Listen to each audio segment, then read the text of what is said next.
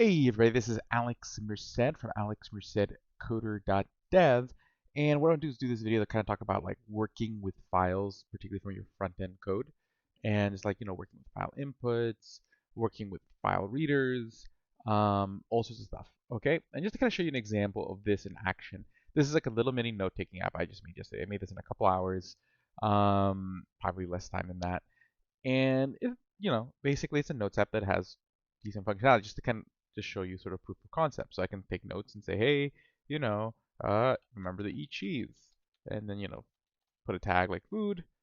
I can hit submit, and see now I have this little note over here, and I can add plenty of notes. So like get haircut, tag it as a reminder. Okay, and then again I can search. So if I want to look for like a reminder, I can just type in reminder, and that goes up in there. Okay, I can type in, if I'm looking for food stuff, I can type in food for a tag, or I can even like look up the actual text of the note. So I can type eat and see eat cheese is gonna come up. Okay, so very nice and smooth. But let's say the problem is what I'm using is I'm using local storage to store all the note data. So basically, if you were to go to notes.alexmerced.dev, it would save it to your computer, so your notes will stay on your computer. But when you go to another computer, it's blank. Okay, so one solution I did because I was like, let's see if I can do this without having to implement a full-on backend and database and all that stuff, was the idea of being able to export notes. So basically, I click here on export notes. See, it downloads a little JSON file with my notes. Okay, and see there it is. There's the JSON file with my notes. Okay, and if I were to delete these notes, I can actually click here on import notes. So if you here, choose a file.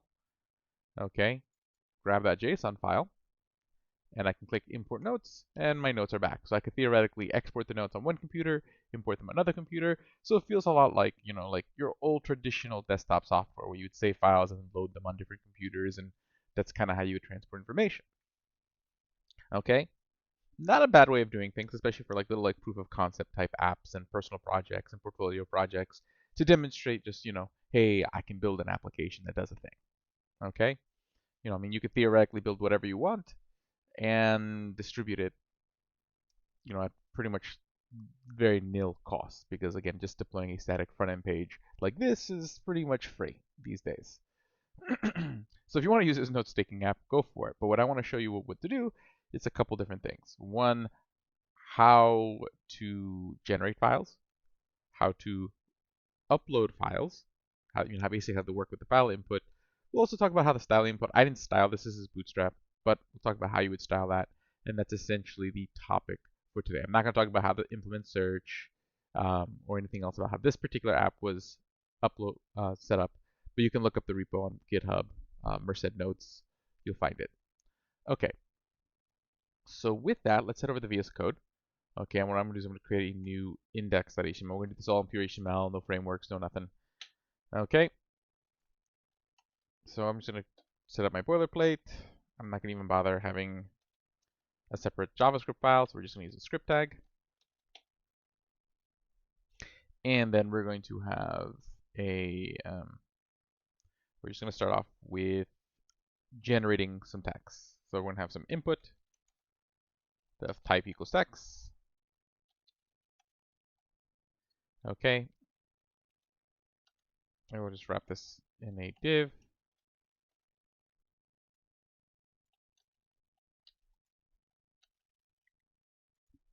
Type equals text. Name equals text. And leave it at that. And then we're going to have a button called download file. Okay. So this will be a download file. We're going to just basically take some text and set it up as a text file. And set it up so you can download it. Okay. And then we'll do the actual like upload a file. So here we'll have an input of type equals file. Okay, with a name of file.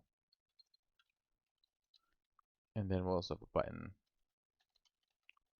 for upload file. Okay, and then that's what we'll work with. So I'll open this up with live server. There we go. Let me close this up. Okay, and then there's our setup. Okay, so first thing I want to do is I want to set it up where you can type text in here. You click this download file button, and what's going to end up happening is you're going to download a file. Okay, so let's kind of set that up first. So what I'm going to do is we'll just kind of set up a, well, we should probably ID these buttons. ID equals down for like download. ID equals up for upload. Okay, and then we'll just kind of grab those buttons since we're going to need them in a second. Or we'll just grab all these nodes. We'll just set them all in variables to save time. So we're going to have const text equal document.query selector. Query selector, and that's going to be choosing the item with the input with the type that equals text. Okay. Yep, that looks good to me. Then we are going to have, and I don't need this. Next one's going to be file. So this one will be the one that has an input of the type of file. And then this one will be the download button. So this will be the element with the ID of down. And then we will have the upload button. And again, I am assuming that you are familiar with somewhat with writing the front-end JavaScript code and the DOM and the DOM API in the browser, because I'm not going to go through all of that in this video. I have plenty of videos on it if you do want to learn more about that. Okay, just look up AlexMerced JavaScript DOM. Okay, so those basically have a variable for each of the DOM nodes that we're going to be working with. Wonderful. Okay, so first let's create an event for that download buttons. So when you click on the download button, something happens. So it'd be like down.add event listener. And we're going to say, hey, when you click on the thing, this function is going to run. Okay. And then we'll also set one up for the upload button. Up, down, add event listener. When you click on the up button, this is going to happen. Okay, cool. So now when we click the download button, okay, there's a couple things we want to happen. Okay, we're going to want to generate a file. Okay, so we're going to create a text file, which requires us to create a new text blob. A blob, whenever you hear like a blob, it just means a blob of binary. So essentially, we're going to write a bunch of stuff as binary code.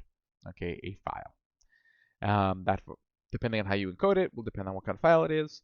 And then basically the way you make that downloadable is you're going to turn that into a link and just basically then manually click that link. So instead of waiting for a user to click that link, you're going to basically use like the click function on an A tag. Okay, so that's essentially what's going to happen. Okay, I do have that code kind of laid out from my previous app, so let's kind of go over there and just kind of use that to guide us on what that looks like. This is like the note-taking app. Yes, text. That's going to be for later on. Export notes. So that's defined over here. Export notes. Okay, so essentially what we're going to do is we want to get the text. We're not going to stringify because we're not doing this in JSON. I mean, I was doing this because what I'm doing is I'm saving your notes as a JSON string, so that way I can then replicate your notes. Here we're just going to talk about just how to save text. So essentially that's what this is doing. You're creating a new blob. Okay, you're going to pass it the data. Okay, and then we say we're going to put like a type, so you need to know what kind of type of data it is, so that way you can encode it properly. Okay, so I'm just going to literally just copy this. Okay, and then we will do that here. So we're going to say, hey, like content of file, or actually this would just be the file called blob equals new blob Okay, the information, the file data is not really file data. It's going to be the text.value because it's the text node, our input, and then the value of that input. And again, it's of type text, it's plain text. Cool. Okay, so this essentially creates the file. That's what that's going to be. Okay, now what we need to do is create a link to that file. Okay, so what we're going to do is do this, create a URL. What this does, it takes the object and creates kind of like a link to the blob. Okay, so I'll just kind of copy that over.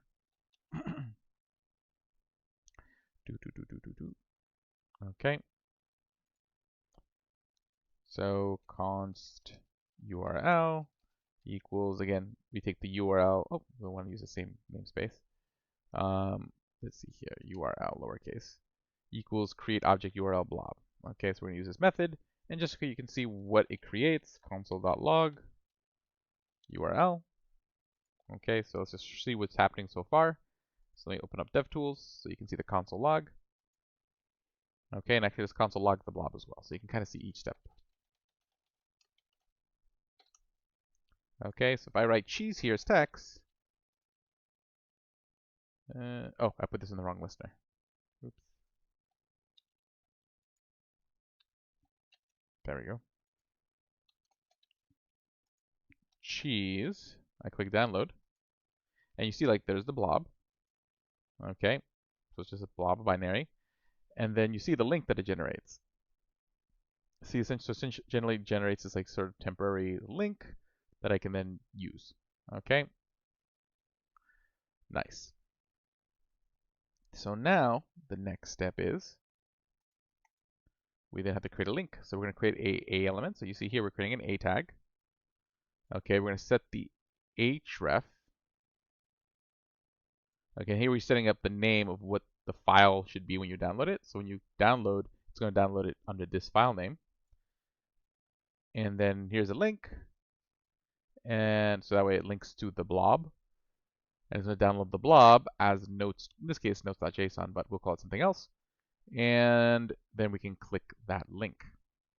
Okay. So let's implement that. So again, first thing I want to do is create the a element. So let's say const link equals document.create element. And we're going to create an a tag. Okay, we're going to take that a tag and say link.download. So it's the name of the download. It's going to equal result.text. And then we're going to say what the link to. So link.href. It's going to link to the URL we created. Okay. Then we're going to link.click. I just double check. Is that what we did? Click? Yep, click. Okay. And that's essentially clicking the link. So we're just manually clicking the link. That's essentially what happens when you physically click on it with the mouse. You're just triggering that function. So we're just manually clicking it. Okay, and then that should download the file. Okay, so let's try that out. Hey there. Okay, and see it downloaded a file called result.text. And there we go. Hey there. Okay, it's just a text file. And again, it's been encoded as plain text, which means just all the characters have been encoded in like UTF-8 or ASCII or whatever. So that's how you can generate a file. So this is great if you want to generate like a save file of some sort. Generally, the way I would recommend it is you generally put all your data for your application in a JSON object or like a JavaScript object, and then stringify it into JSON, and then put that to the file. And then the idea is you then, like what I did in that note-taking app, is when you upload it, you'll see how it would read the text, but then I went back and had functions that validated it because you don't want to accidentally create a bunch of errors because someone uploaded a file that's not the right setup. So you always want to have all those steps to say, okay, hey, is this the thing that I just parsed? Is it an array? Because basically what I'm working with is like an array of notes. Okay, does each object have the properties that I expect? And that way I can check, and if it doesn't, I can give the proper errors, so that way the app doesn't break down, but I can still give users the right information so that way they can figure out how to use the app. Okay, so again, that's upload. Now let's say we want to upload a file. Okay, so let's go over here, And now we're going to upload the first one to show you that the file does get uploaded when you click. So that's going to be here with the file input. So as you'll see, we'll say console.dir, the file input. Okay, now let's upload a file. So I'll click here on choose file. And I'll just choose that result.txt that we just created. And I'm going to click upload file. Okay, notice that here I console log the input. Okay, and if I scroll down, there's a property called files. You notice it looks like it's called the file list. It's kind of like an object that kind of works like an array, where each property, which are indexes, each one is essentially a different file that you've uploaded. It's a file blob. Okay, so it's an array of blobs. Okay, so you see that first one is that result.txt that we uploaded. Wonderful. Okay, so now the next step we want to do is we want to actually read that text. Okay, we want to read the file. Okay, so for that we're going to need what's called a file reader. Okay, so typically you do one or two things with this file. Okay, you could go upload it to your backend. Okay, so you would just send it in the body of your backend, and then you then parse it over there in your backend. And then depending on what language you do your backend in, you figure out how they read file blobs, and how to read file blobs in Python, how to read file blobs in JavaScript, how to read file blobs in Ruby, and you would handle it from there. Okay, but you would just kind of deliver this in the body of your request. The backend then receives it in the body, parses it, so forth. So same process, just you're doing it somewhere else, and then you can go, do whatever with it. Okay, but so now we see that the file exists. What we're going to want to do is create a file reader. So we're going to say const reader equals a new file reader object. Okay, so this creates the new file reader. So now I have this reader object. Okay, now there's a couple things that then I want to then do. Okay, so there's a reader dot. So let's see what the options are. Okay, we're eventually going to need this onload function here. Okay, because that's essentially what the onload property is. It's going to say, hey, once I'm done reading the file, okay, this is the function that says, okay, what to do with the result. Okay, but let's see here. Now here it basically says how to read the blob. So there's a bunch of functions like read as an array buffer, read as a binary string, read as a data URL, read as text, read as ready, and then the other good ones. So for the most part, we're going to read this as text. Okay, so we're going to read as text. Okay, and then what we're going to read is going to be the file input dot files, and then we want to read that first file. So you'd have to do this for each. Let's say you uploaded multiple files, you would do this for each file. So you'd have to kind of create a loop. Okay, now that's going to read the file, which is an asynchronous process. Okay, so you don't know how long it's going to take to read that file. Okay, so the way it's handled is that there's an event called onload, or the loading of the file that gets triggered when it's done reading the file. So to define what happens, we just do reader.onload. You could probably also do add event listener. So I assume it would be like unload. Let's actually try that out. So probably would be like reader.event listener. And then we'd say, hey, when the file loads, then I want us to do this. Okay, and the actual text is going to essentially be console.log. Okay, so again, the actual thing that triggers the event is the file reader. So that's going to be the event target. Okay, and then the event target, the specific, like the reader, is going to have a thing in it called a result. Okay, and that's going to be the result of it reading the text. Okay, so now if I go back and we upload the file, well, it doesn't matter which file. Okay, and then I click upload file, and there it is. See, there's the text of the file. Okay, which I can then go put on the DOM, or again, if it was like JSON, I can go parse it and then, do whatever I want with that JavaScript object. But essentially that's the step. So again, basically to create a file, we create a blob. Okay, and then if you want to download that file, you just create a link to that blob. Okay, and then click it. And then if you want to read a file, you create a file reader. You read the file. So you read the blob wherever the blob is, which again, the file in a file input, they're in the array of files, which is an array of blobs. And then here you can create an event listener that listens for when that file is done reading, which is this load event. Okay, it's loaded up the file. And then you can do whatever you want with the file in here. Okay, so that's essentially the process. Okay, so now we know how to work with the file, at least from the front end. Okay, now the next step is going to be, okay, how do I style this file input? Okay, because like, watch this. So let's now create a style tag so we can do some CSS styles. Now if I try to style all the inputs, let's watch what happens. I say input, so that's going to style all these input tags. And let's just say we want the margin of 10 pixels just to give them some space. Okay, so you see now they're all nice and spaced out. Now what we do is we're going to say padding 6 pixels. Okay, cool. Okay, and actually I want to say input and button because I forgot the other two are buttons.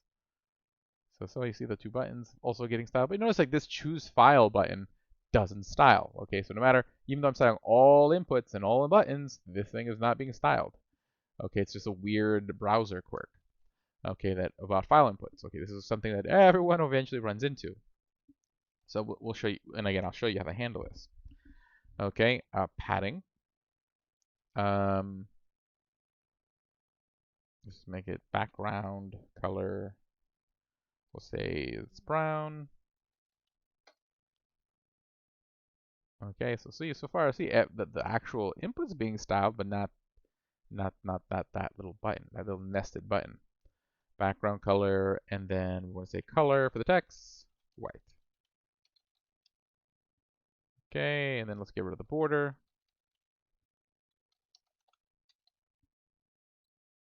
Okay, and then let's like kind of give those border radius, let's say 30 pixels.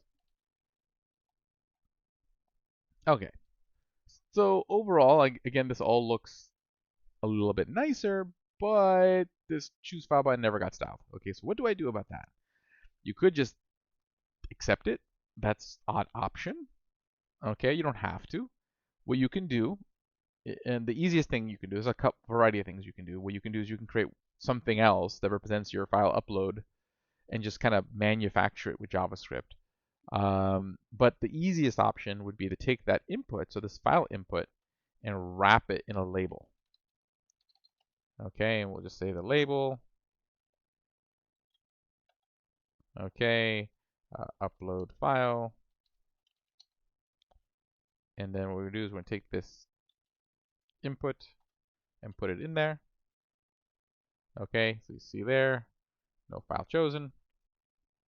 Okay, and essentially the idea is this. Okay, so you notice when I click on the label, it still asks me to choose a file. Okay, because it's since I wrapped the file input, it did that. Okay, so then there's a couple things I can do with that.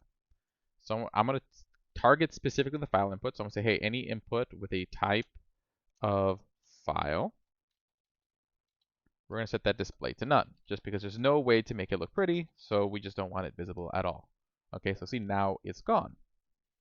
Okay, and then what we can do is we can style that label.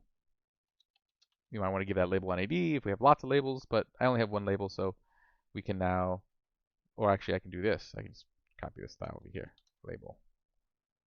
Okay, and see, like now, you know, and actually I probably want to make this say choose file, so that way it doesn't see. Okay, and I can say choose file, and I can choose a file. Okay, the only downside of doing this is that when I click, let's say I select notes.json, okay, I can't see which file I selected. I just kind of have to, you know, believe. Okay, so the only way for me to change that would be with JavaScript. Okay, so then the next step would be like, you know, what I might do is create in this div, we'll create like a div that we'll call list with an ID of list. Okay, and then what we can do is that whenever the file what we'll do is we'll do an event on any time that file changes. So we'll say, hey, file.add event listener, and then we'll do it on an input. So that's whenever you alter the input's value, that triggers an input event. Okay, fail to execute. Plus is because I didn't put the second argument yet. So event.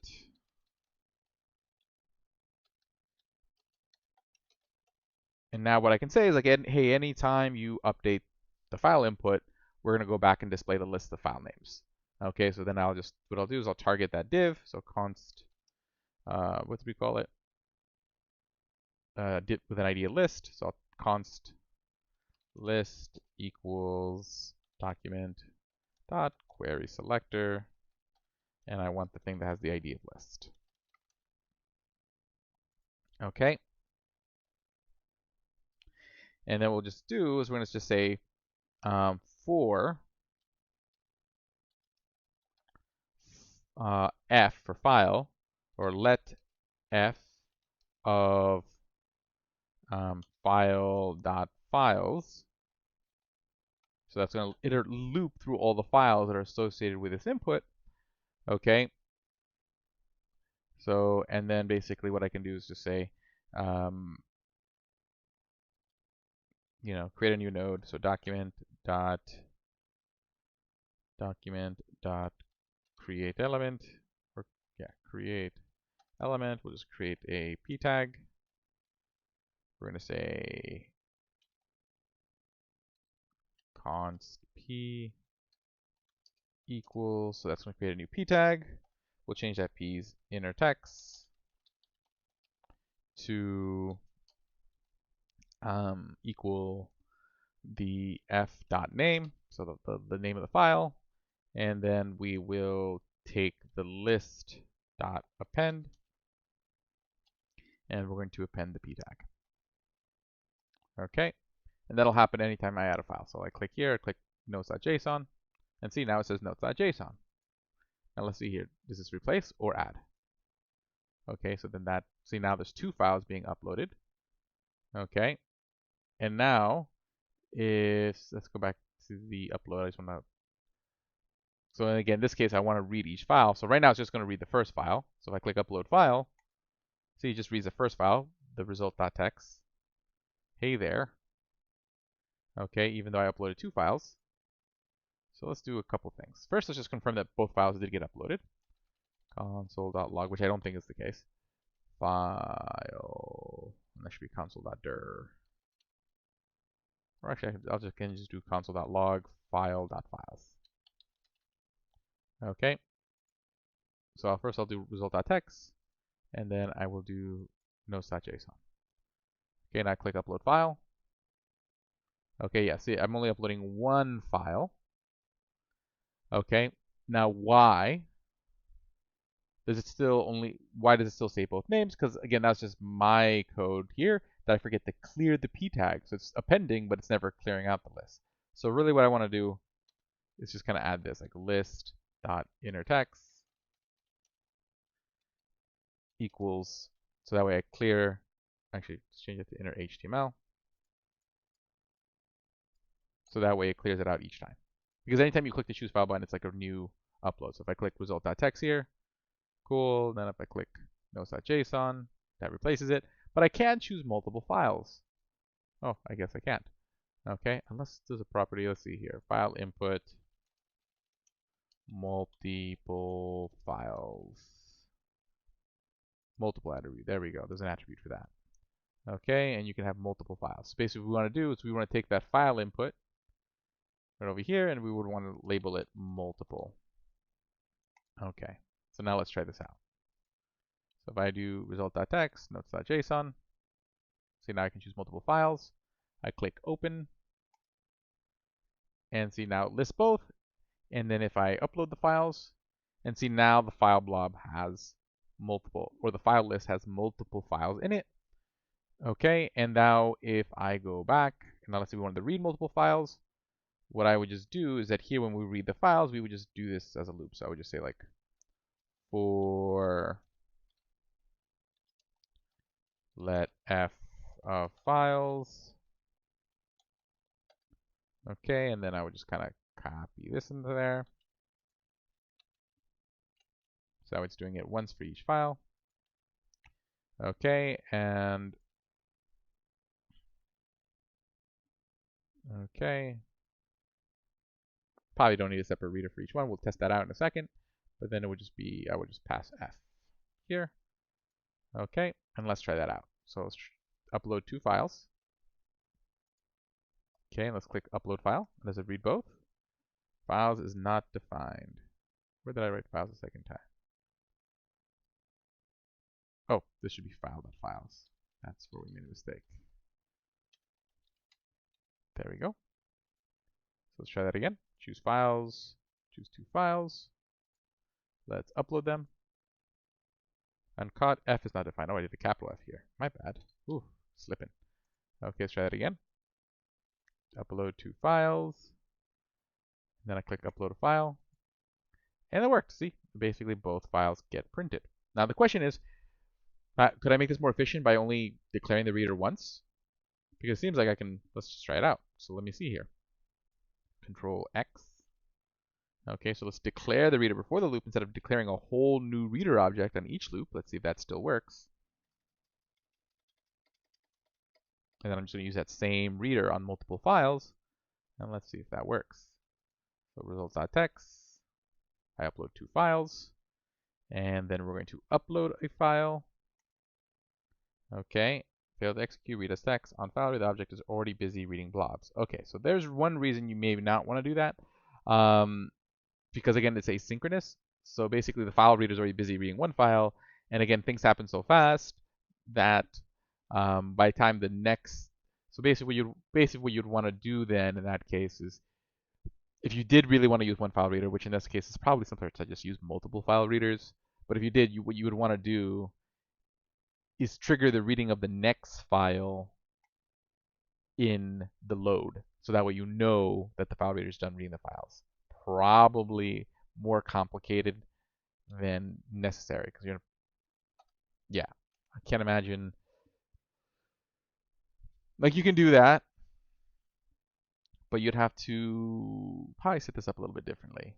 Let me think how I would set that up differently to make sure. Let F file of files.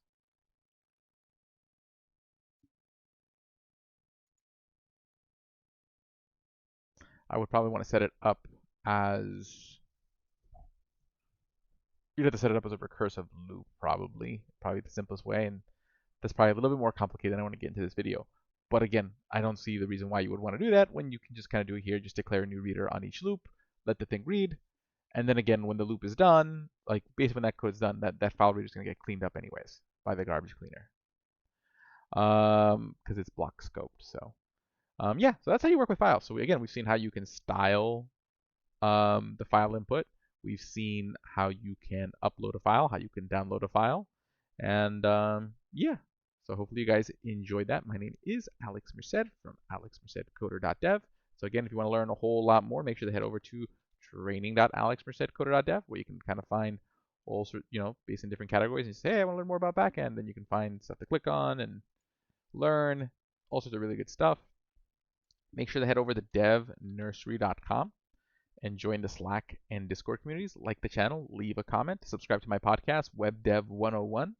And I have other podcasts, but if you're watching this video, that's probably going to be the most relevant one. And I'll see you all later. Have a great day and enjoy.